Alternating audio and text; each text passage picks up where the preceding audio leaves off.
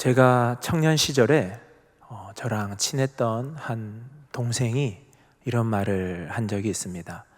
하나님은 참 불공평하시다, 이런 말을 하더라고요. 그래서 그게 무슨 말이냐 물었더니, 하나님은 믿음 좋은 사람만 좋아하시고 믿음 안 좋은 사람은 미워하신다. 나는 믿음이 약하기 때문에 하나님한테 늘 차별받는 기분이다, 이런 말을 했습니다. 그러면서 덧붙이기를, 또 자기가 어딘가에서 들었는데 믿음은 하나님이 주시는 선물인데 하나님이 나한테 연약한 믿음을 주셔놓고 왜 나를 차별 대우하느냐 하는 말을 들었던 적, 그렇게 대화를 나누었던 적이 있습니다. 또 신앙생활을 하다 보면 아주 믿음이 좋은 분으로 보이시는 분들이 옆에 있는 사람을 꾸짖는 모습을 보기도 합니다. 믿음이 그렇게 해서는 안 된다고, 그렇게 약하게 믿음 그렇게 해서는 안 된다고, 믿음은 커야 된다고, 이러한 말들로 옆에 사람들을 꾸짖는 이야기를 종종 듣게 되기도 합니다. 우리들이 신앙생활을 할 때에 믿음이라는 것이 참 정말 중요하다는 것을 모르는 사람은 없습니다. 그런데 믿음은 무엇인가? 어떤 믿음을 보고 크다고 하고 어떤 믿음을 보고 연약하다고 하는가?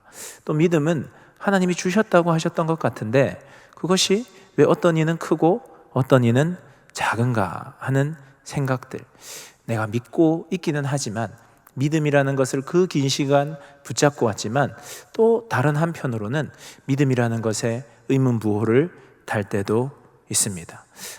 이러든 저러하든 우리들에게 있어서 믿음은 참 중요합니다.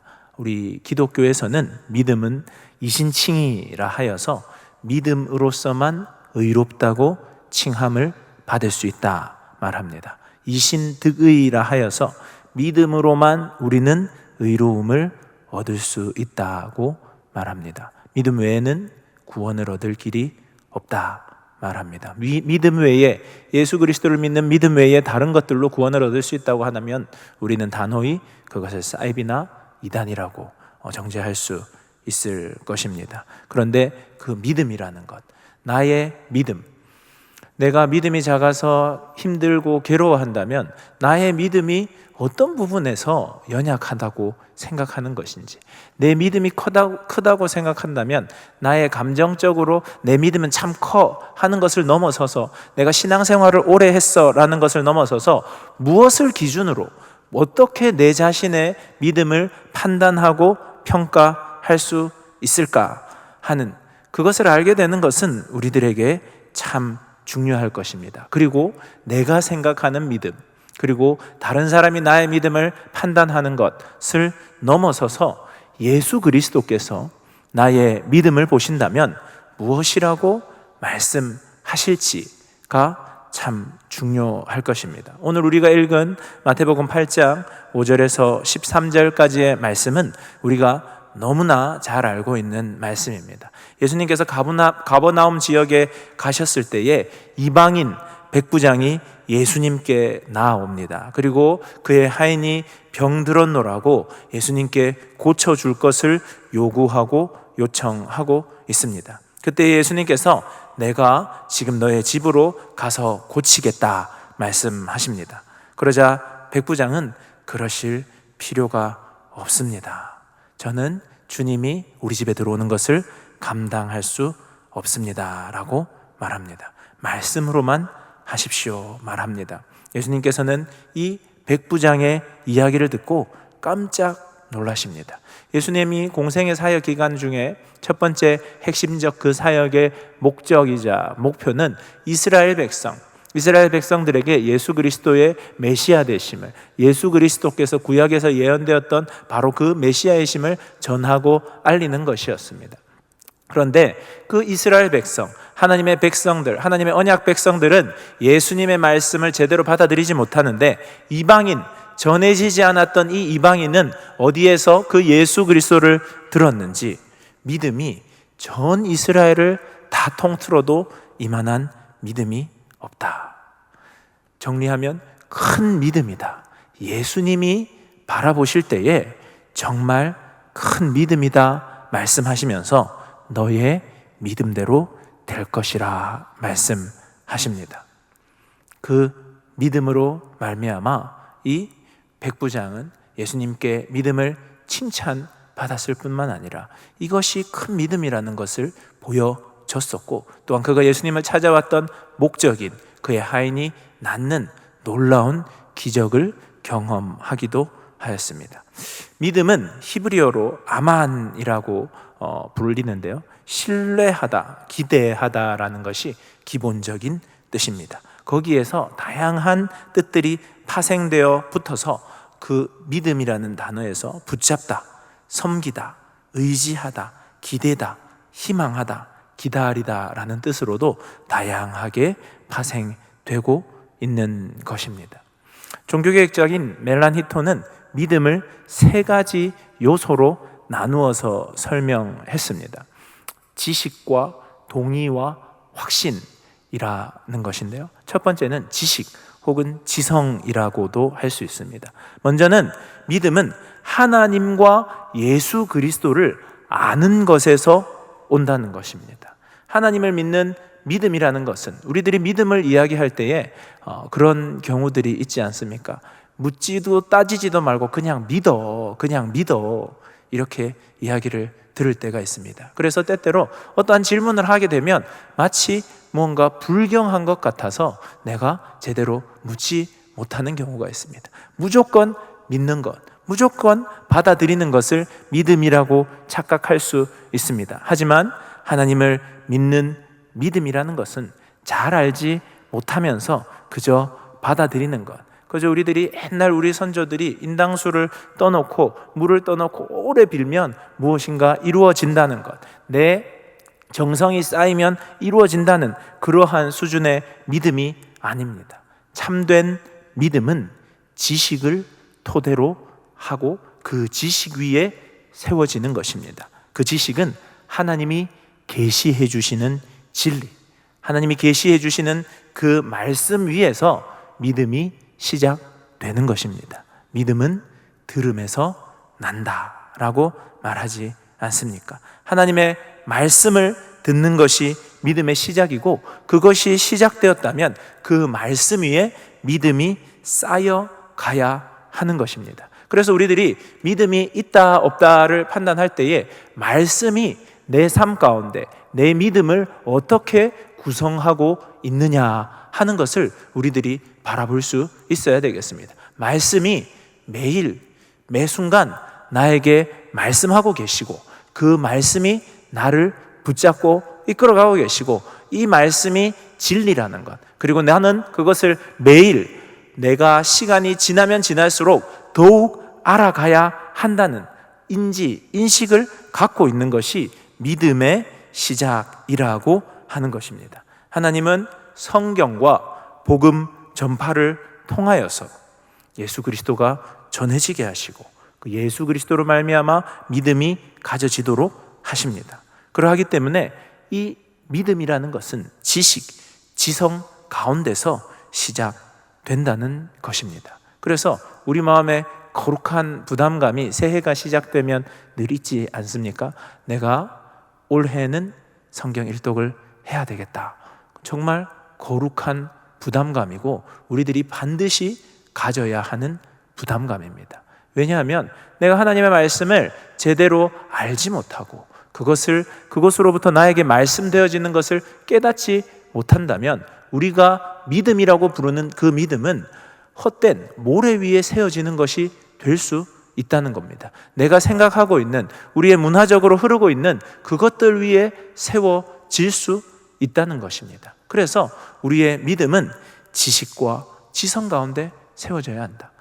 제가 지금은 청년부 사역을 감당하고 있는데요, 교구 사역을 이 전 교회에서 맡았던 적이 있습니다. 그때 이제 교회에서 성경 강좌 같은 게 열리게 되면 참 그런 말을 많이 듣습니다. 목사님, 저 젊을 때 성경 공부 많이 했습니다. 그러니까 성경 공부는 다른 분들, 좀 젊은 친구들한테 좀 권유해 주세요. 그리고 저는 좀 쉬게 해 주세요.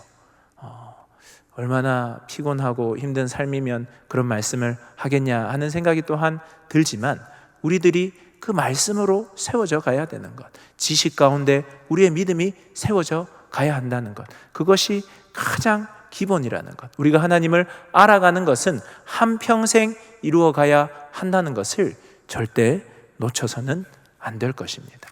믿음의 두 번째 요소는 동의라고 할 수 있습니다. 동의는 아는 것이 너무나 중요하지만 알고 있으면서 그것으로 그치는 사람이 얼마나 많은지 모릅니다. 알기는 많이 아는데 참 저 사람을 보면 뭔가 드라이한 겁니다. 알기는 많이 아는데 그것이 정말 그 사람의 삶에서 드러나는 모습은 하나도 없다는 것입니다. 진리를 알기는 알지만 그 진리를 자신의 존재가 전적으로 받아들이지 않는 경우가 있는 것입니다. 이런 의미에서 이런 동의라는 것은 감정적인 요소를 포함하고 있습니다. 내가 온전히 그것이 진리인 것을, 믿음은 이 성경이 진리인 것을 알 뿐만 아니라 그것이 진리임을 내가 동의하고 진리임을 온 마음으로 받아들이는 것, 그러하기 때문에 여기에 진리의 길이 있고 생명의 길이 있다는 것을 믿고 따라가는 것을 의미하는 것입니다. 그래서 참된 믿음을 가진 사람은 예수 그리스도가 나를 위해 이 땅에 오시고 예수 그리스도가 나를 구원해 주신다 하는 것을 온 마음으로 받아들이게 되는 것. 그래서 믿음은 받아들이는 것이다, 내 마음에 모셔드리는 것이다 하는 말을 많이 하지 않습니까? 내가 그 믿음이라는 것은 하나님이, 예수님이 어떤 분인지 알고 그것을 내가 온전히 받아들이는 것, 그것이 믿음이다 할 수 있는 것입니다. 이렇게 예수 그리스도를, 이 말씀을 온전히 받아들이게 되면 우리의 시선은 하나님을 향하게 됩니다. 아, 거기에 진리가 있구나, 거기에 생명이 있구나. 그렇게 온전히 받아들인 사람은 눈을 들어 하나님을 바라보게 되고 예수 그리스도를 받아들이게 되는 것입니다.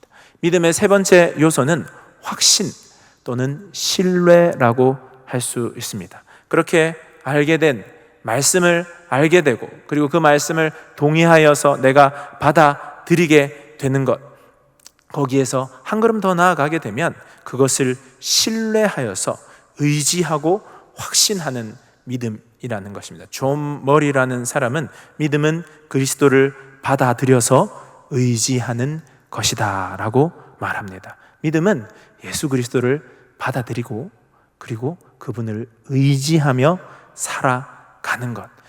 내가 확신하고 신뢰하고 의지하면 그것은 삶으로 드러나게 되어 있습니다.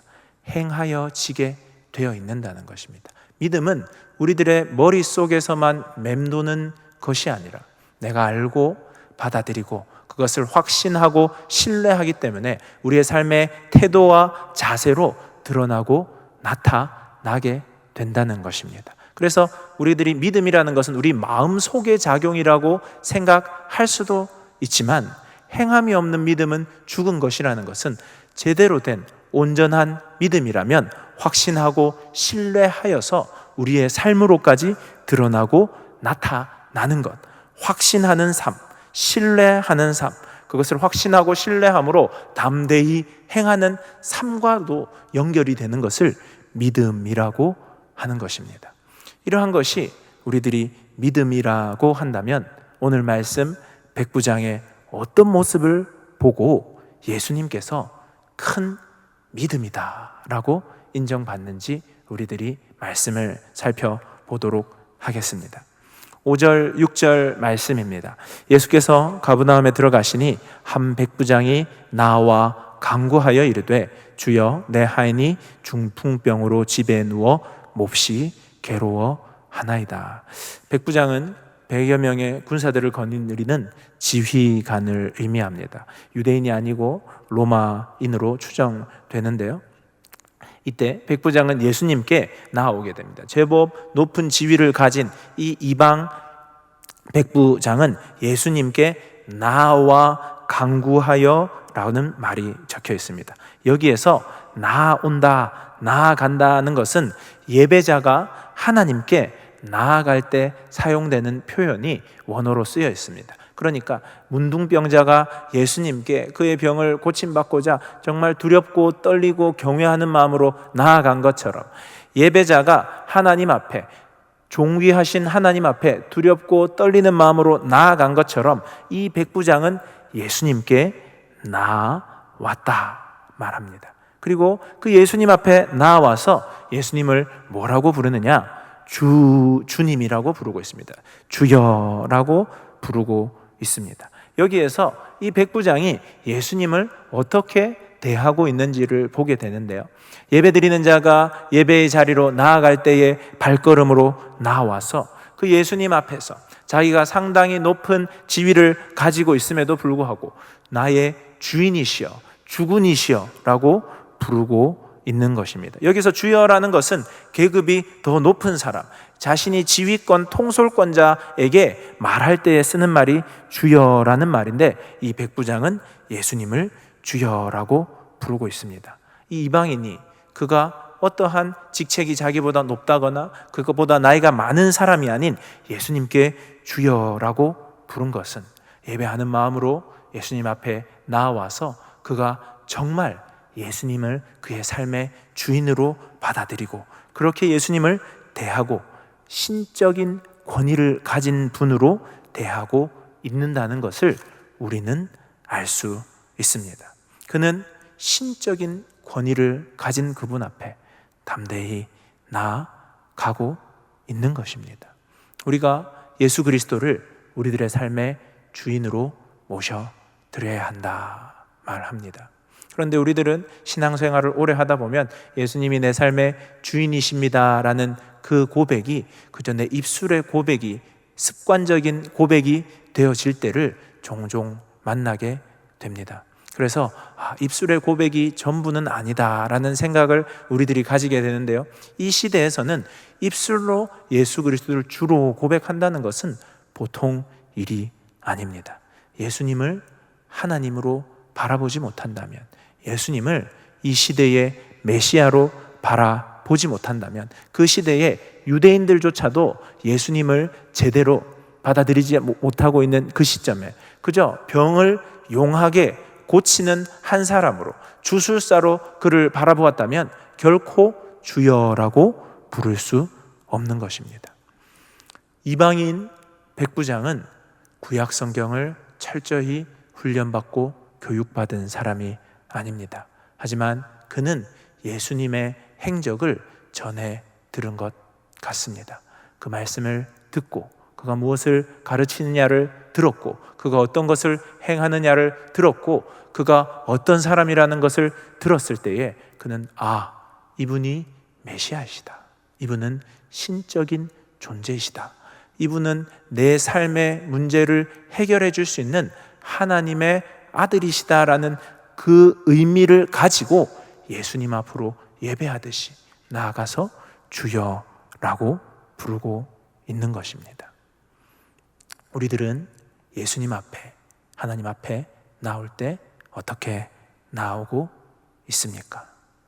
내 삶의 문제를 해결해 주는 것을 넘어서서 내 생명의 주인이시고 나를 죄악에서 구원해 주실 메시아다, 예수님이 말씀하시면 내 삶의 문제가 해결될 뿐 아니라 영원한 생명의 문제까지도 해결되리라는 믿음과 확신, 그리고 그분께 나올 때에 예배하는 두렵고 떨리는 자세로 나오고 있으십니까? 너무나 안타깝게 언약 백성인 유대 백성은 수천 년 동안 이어왔던 하나님의 언약을 잊어버리고 그 언약의 성취이신 예수님의 말씀을 제대로 듣지 못했습니다. 우리들도 예수님께 나아갈 때에, 하나님 앞에 나아갈 때에 그분을 무엇이라 생각하고 어떻게 나아가고 있는지 우리의 믿음을 살펴보아야 할 것입니다. 이렇게 나아온 백부장을 바라보시면서 예수님께서 말씀하십니다. 7절 말씀인데요, 이르시되 내가 가서 고쳐 주리라. 예수님께서 그렇게 두렵고 떨리는 마음으로 예배드리는 마음으로 나와서 예수님을 메시아로 인정하며 주여라고 부르는 이 백부장에게 흔쾌히 응답하십니다. 내가 가서 고쳐주겠다 말씀하십니다. 그때에 백부장이 대답합니다. 8절 말씀입니다. 백부장이 대답하여 이르되 주여 내 집에 들어오심을 나는 감당하지 못하겠사오니 다만 말씀으로만 하옵소서. 그러면 내 하인이 낫겠사옵나이다. 백부장은 예수님이 가시겠다고 하자 그냥 말씀만 해주셔도 하인이 나을 것이라고 말합니다. 말씀 자체에 능력이 있다는 것을 깨닫고 있었던 것입니다. 예수님이 오실 수 있지만 예수님이 능력 있는 이 하나님이신 예수님이 말씀하시는 것이나 직접 오시는 것이나 그 힘과 능력은 동일하다는 것입니다. 말씀의 힘과 능력을 이미 듣고 깨닫고 있는 것입니다. 말씀 가운데 주시는 은혜를 사모하고 있고 그 말씀이 곧 하나님의 일하심의 근거가 된다는 것을 알고 있습니다. 그러므로 우리들은 믿음이라는 것을 바라볼 때에 말씀을 신뢰하는 것이 포함된다는 것을 알 수 있습니다. 믿음은 말씀의 하나님을 인정하고 받아들이고 의지하는 것입니다. 그리고 하나님은 말씀으로 일하시는 분이라는 것을 철저히 신뢰하는 것입니다. 저도 어린 시절부터 부모님과 함께 신앙 생활을 하다 보니 제 마음 가운데 늘 갈증이 있었습니다. 하나님, 큰 이적을 보여주십시오. 놀라운 기적을 보여주십시오. 그러면서 중고등부 수련회를 다니게 되고 그때 하나님의 말씀으로 제 마음을 만지시고 제 상처를 만지시고 저의 마음을 뜨겁게 해주시는 것들을 경험했지만 그 시간들 가운데에서도 왠지 제 마음속에 늘 무엇인가 부족하다는 생각으로 가득하였습니다.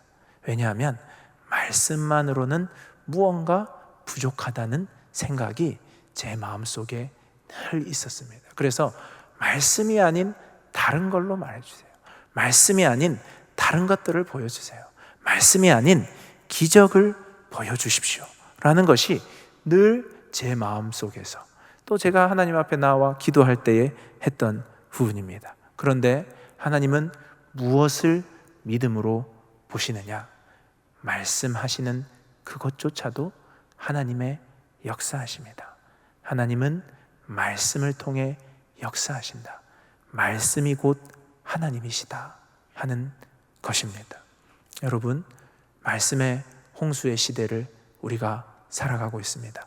원래도 말씀의 홍수의 시대였는데요, 코로나가 오고 나서 이제 유튜브가 우리의 생활 가운데를 들어오면서 우리가 말씀을 얼마나 쉽게 접하게 되는지 모르겠습니다. 그 말씀이 하나님이 지금 이곳에서 나에게 말씀하시는 하나님 그 자체라고 여기시고 계신지, 아니면 내가 말씀의 판단자, 평가자가 되어서 이 말씀은 이래서 별로야, 이 말씀은 이래서 별로야 라고 판단하고 평가하고 있지는 않은지.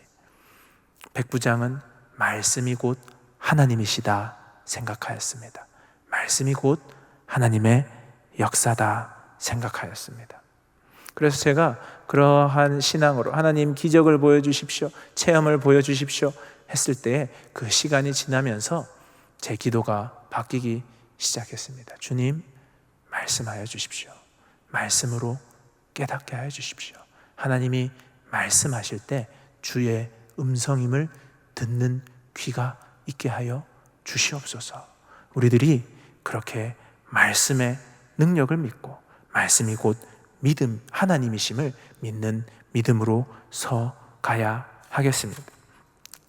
백부장은 예수님께서 찾아오겠다고 했을 때 말씀하여 주시옵소서, 말씀이 곧 하나님이심을 믿는 믿음이 있었지만 또 한편 예수님이 우리 집에 들어오시는 것을 내가 감당할 수가 없다 말합니다. 자신은 연약한 존재임을, 예수님을 모실 만큼, 하나님을 모실 만큼 거룩한 존재가 아님을 겸손하게 예수님 앞에 고백하고 있는 것입니다. 그는 예수 그리스도를 주인으로 고백하고 있습니다. 주인이 오시겠다 하시지만 너무나 연약한 자기의 모습을 바라보므로 말씀하여 주십시오 말합니다. 나이로나 사회적인 지위로나 더 높은 위치에 있던 이 백부장이지만 젊은 30세의 청년을 바라보는 것이 아니라 메시아 대신, 하나님 대신 신적인 예수 그리스도를 바라보므로 그는 겸손하게 섰던 것입니다. 겸손함이라는 것은 하나님을 알고 나를 아는 것입니다. 하나님은 얼마나 크고 높으신지, 나는 얼마나 연약하고 죄악된지를 아는 것이 겸손일 것입니다. 그리고 그것을 깨달아 알아서 높으신 하나님께는 합당한 영광을 올려드리고 연약한 내 자신이 드러나려고 할 때는 나의 연약함을 기억하여 하나님 앞에 나아가는 것일 것입니다. 그는 예수님 앞에 자신을 낮춥니다. 자신을 낮추고 예수 그리스도를 모셔드리는 것이 아니라 말씀하여 주시옵소서 말하는 것입니다. 우리들은 하나님 앞에 어떠한 태도와 자세로 서는지 우리 자신을 돌아볼 수 있어야 하겠습니다. 하나님을 알아갈수록 우리는 더욱 겸손해지고 있는가? 말씀을 아는 지식이 깊어질수록 나는 더욱 겸손해지고 있는가? 교회를 많이 다니고 교회를 더욱 많이 알아갈수록 나는 겸손해지고 있는가? 나 자신에게 물어보아야 할 것입니다. 하나님은 겸손한 심령을 찾으십니다. 그리고 그 겸손한 심령으로 예수 그리스도께 나아온 백부장의 믿음을 칭찬하고 계십니다. 백부장은 그렇게 예수님께 나아왔을 때 그의 연약함을 겸손함으로 하나님 앞에 드러내었지만 다른 한편으로는 예수님께서 그에게 좋은 것을 주실 것이라는 확신을 가지고 나아왔습니다.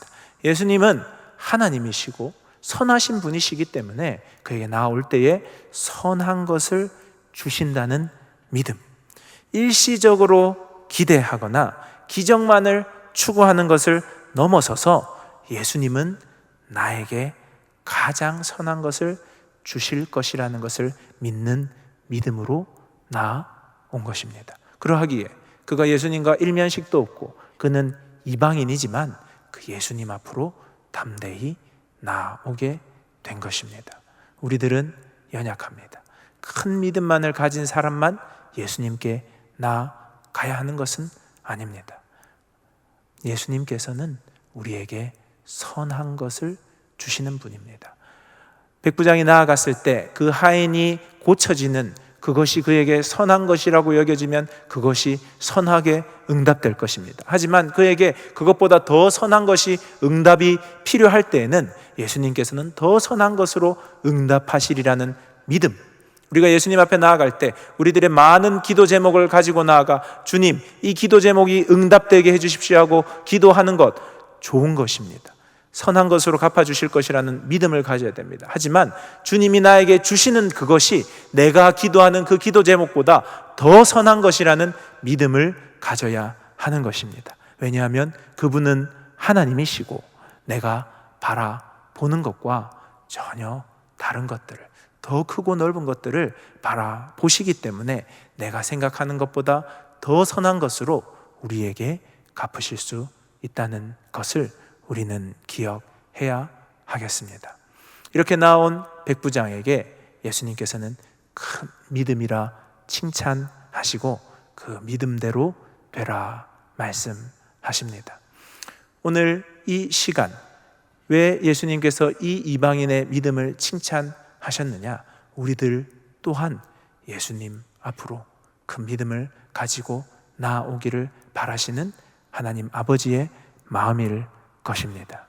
우리들이 그저 신앙생활 한다는 것, 그것은 예수 그리스도를 더욱 주님으로 모셔 드리는 것, 예수님이 정말 신적인 존재임을 믿고 그분이 하는 모든 것을 기대하며 소망하며 나아가는 것, 그분의 말씀이 곧 하나님이시고 말씀이 능력이심을 믿음으로 말씀을 사모하며 갈망하며 나아가는 것, 그렇게 예수 그리스도 앞에, 하나님 앞에 나아가면서 그렇게 나아가면 나아갈수록 더욱 겸손히 하나님은 높여드리고 나의 연약함으로 겸손하여지는 그러한 사람이 되는 것, 그리고 하나님께서 행하시는 그것을 온전히 믿음으로 하나님께서, 예수님께서 나에게 선한 것을 베푸실 것이라는 것을 믿음으로 시간이 더 내가 생각하는 것보다 걸릴지라도 주님의 선한 것을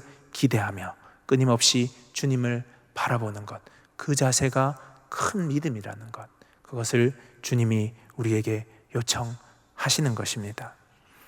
믿음은 하나님이 주시는 것입니다. 믿음은 선물입니다. 하지만 또한 믿음은 인간의 그러한 주님의 행동에 우리들의 반응이기도 합니다. 우리의 행위이기도 합니다.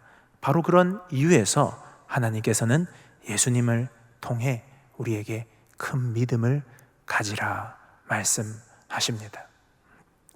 믿음 생활을 오래 하신 우리 모든 성도님들, 이제 주님께서 말씀하실 것입니다. 너의 큰 믿음을 보이라.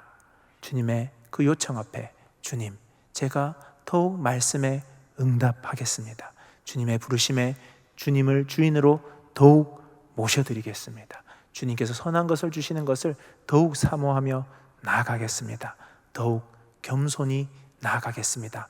응답함으로 우리들의 믿음을 보이고 더욱 큰 믿음을 사모하는 우리 모든 성도님들 되기를 주님의 이름으로 축복합니다. 함께 기도하겠습니다. 사랑의 하나님, 감사드립니다. 연약한 우리 인생을 불러주셔서 우리 마음에 작은 믿음을 심어주시고 말씀을 들음으로 그 믿음이 자라져 가게 하여 주시니 감사드립니다. 이제 주님께서 큰 믿음을 요청하실 때에 겸손히 주님 앞에 나아가 우리들의 믿음을 보이며 그 믿음으로 살아내기를 다짐하며 나아갈 때에 주님 크신 은혜로 함께하여 주시옵소서. 감사드리며 이 모든 말씀 우리 주 예수 그리스도 이름으로 기도드립니다. 아멘.